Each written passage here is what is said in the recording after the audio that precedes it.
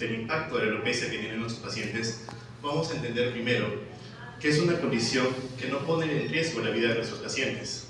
Sin embargo, puede tener un impacto profundo y devastador a nivel psicológico. Para muchos, representa no solo la pérdida de identidad, sino también un trastorno de cómo los pacientes se pueden ver y cómo sienten que son vistos por los demás. Si bien en la parte clínica nosotros vamos a ver condiciones comunes como la alopecia androgenética, la alopecia areata o el efluvio telógeno, es importante que no solo nos basemos en las características físicas que condicionan este tipo de pérdida de cabello. Tenemos que ver un enfoque un poco más allá. Siempre el factor psicológico para poder ver la causa subyacente de este tipo de condiciones que tienen, ¿no? Siguiente, por favor. Si vamos a hablar e iniciar sobre el tema de la alopecia, es importante entender la terminología. Entendamos que cuando vemos la alopecia, esta ha tenido un cambio a lo largo de los siglos. Primero, la alopecia en la antigua Grecia fue determinada por el término olapex o olapexia, que definía básicamente a los zorros. Estos animales tenían una condición que era la sarna y estos solían perder pelo en abundancia.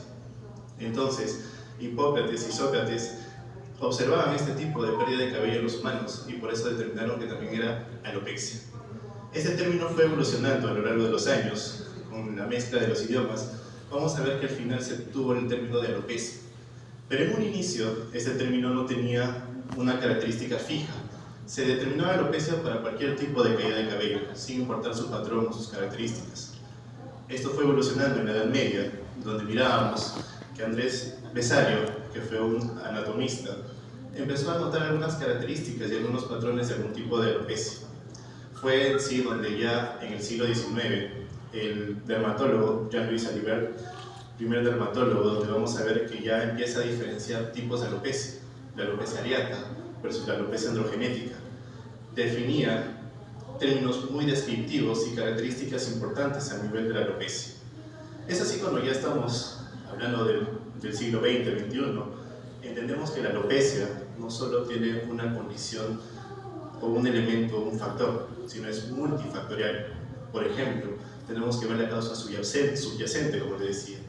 Cuando vemos una alopecia androgenética, vamos a ver que incluso no solo tiene un factor hereditario, tiene un factor fisiológico a nivel del envejecimiento, un factor ambiental, y que todo esto puede desencadenar que esta condición se exacerbe. Siguiente, por favor. Cuando hablamos y vemos en la historia, principalmente vamos a entender que la alopecia o el cabello ha sido un símbolo de poder, de estatus, de vitalidad en las civilizaciones antiguas. Y era muy importante poder reflejar este estatus y diferenciarse entre diferentes clases. Cuando vemos en los egipcios, vamos a ver que el primer documento o registro médico más antiguo, que es el papiro de Ebers, ya reflejaba desde un inicio que los egipcios tenían un cuidado sobre su cabello. ¿Por qué? Tenían una fórmula para poder tratar lo que es la alopecia. ¿Qué usaban? Grasa de león, grasa de cocodrilo, incluso usaban veneno de serpiente, con el fin de poder contrarrestar la alopecia. Y es así también para reflejar su estatus. Los egipcios o los faraones usaban esas pelucas sofisticadas, el cual se diferenciaba de los plebeyos, por así decirlo, de los esclavos. Por ejemplo, tenemos una imagen de Julio César, en el cual nos indica la historia que este emperador romano, para poder ocultar su calvicie, usaba una corona de laurel, y con esto ya no se sentía tan afectado de cómo le miraban las personas. Vemos también, por ejemplo, acá a la reina María Antonieta, que tenía unos peinados estrombóticos, ¿no? Conocíamos que tenían peinados en forma de barco o peinados muy interesantes en esa época. Esto reflejaba que el cabello podía tener un estatus social. Ahora, siguiente por favor. El símbolo del cabello actualmente no ha cambiado, o no ha cambiado tanto. Podemos ver que siempre el cabello va a reflejar algo importante. ¿Y qué representa? La juventud, la fuerza, el atractivo, incluso una identidad personal y social. Cuando vemos los medios de comunicación, siempre van a reforzar algo, que el cabello va a representar siempre belleza y vitalidad. ¿Y qué podemos ver? Vemos ejemplos de algunas marcas que nos dicen cortar el cabello nunca más.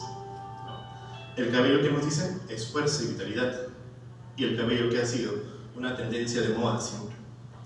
Es por eso que hay que entender que el cabello en algunos pacientes forma una identidad personal, y nosotros estamos en el deber de poder ayudar a estos pacientes. Siguiente, por favor. Cuando abordamos la alopecia desde un punto epidemiológico, vamos a ver que podamos entender cómo afecta esta condición a nivel mundial y afecta a diferentes estados.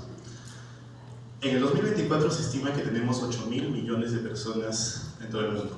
50% son varones y 50% son mujeres.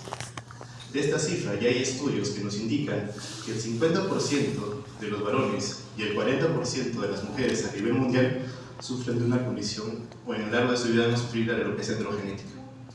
Si me ayudan, por ejemplo, a sacar cálculos, podemos estimar que 2.000 millones de personas, varones, van a sufrir de alopecia androgenética y 1.6 mil millones de mujeres van a sufrir esta misma condición. Espero no equivocarme. La alopecia areata también nos ha diagnosticado que el 2% de toda la población mundial van a sufrir esta condición. Y hay 1% de la población que va a sufrir algún tipo de alopecia no tan común, o alopecia de deficiencia de vitaminas. Si hacemos un cálculo con estas cifras que les he brindado, tenemos que 3 millones, 8.000 millones de personas van a sufrir de algún tipo de alopecia en toda su vida. Y esta es una cifra alarmante. Si nosotros sabemos que hay 8.000 millones de personas que somos a nivel mundial, casi el 50% de las personas van a sufrir de alopecia en alguna época de su vida. ¿Correcto? Es una cifra alarmante. Ahora, cuando nosotros vemos registros en un artículo, vamos a ver que hay registros a nivel de Norteamérica, a nivel occidente, a nivel europeo. Pero uno va a decir, bueno, Latinoamérica, África, estamos bien. No estamos entre los 20 países con mayor alopecia, pero lamentablemente nosotros tenemos un subregistro sobre estas condiciones. Y eso es algo alarmante. Tenemos que poder tener y ver cuál es la estadística actual a nivel mundial. Siguiente, por favor. Existen diversas formas de poder clasificar las alopecias. La forma más común que vamos a utilizar son las alopecias cicatriciales y las no cicatriciales. En algunos casos, algunos dicen adquiridas, congénitas, pero esta es la clasificación más común que vamos a encontrar. Incluso cuando vemos en las no cicatriciales, vamos a encontrar también una subclasificación.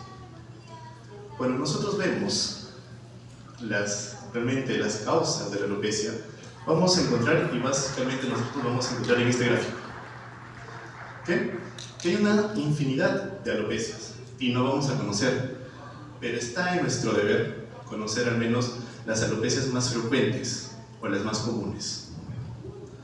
Siguiente, por favor.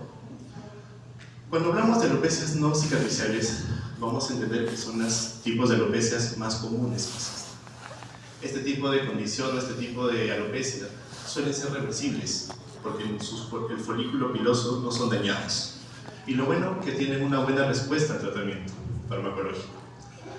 Entre las condiciones más comunes vamos a ver el efluvio telógeno y esta condición de aquí, que algunos lo pasan desapercibido o tal vez no le toman importancia, que es el efluvio anágeno. ¿Alguien ha escuchado sobre el efluvio anágeno? ¿O ha tratado pacientes con el efluvio anágeno? El efluvio anágeno se debe básicamente a la toxicidad de algunos medicamentos, como la quimioterapia. Entonces, son condiciones que si las tratamos adecuadamente pueden ser reversibles. Otras condiciones comunes que vamos a encontrar, ¿cuáles son? La alopecia areata, que también es una alopecia no cicatricial, y la alopecia androgenética, que tiene una característica especial, que si bien está clasificada como una alopecia no cicatricial, tiene un comportamiento distinto, que si no es tratada de la forma adecuada, se convierte en una alopecia cicatricial. Es por eso, y les vuelvo a repetir, estimados colegas, que es importante tener un buen diagnóstico. Conocer las causas más comunes es importante en la clínica, porque si no tratamos de forma adecuada, esta alopecia simple se puede convertir en una condición irreversible. Pasamos al siguiente, por favor. Cuando hablamos de la alopecia cicatricial, hay que entender que son las alopecias más agresivas, incluso son irreversibles en la mayoría de casos.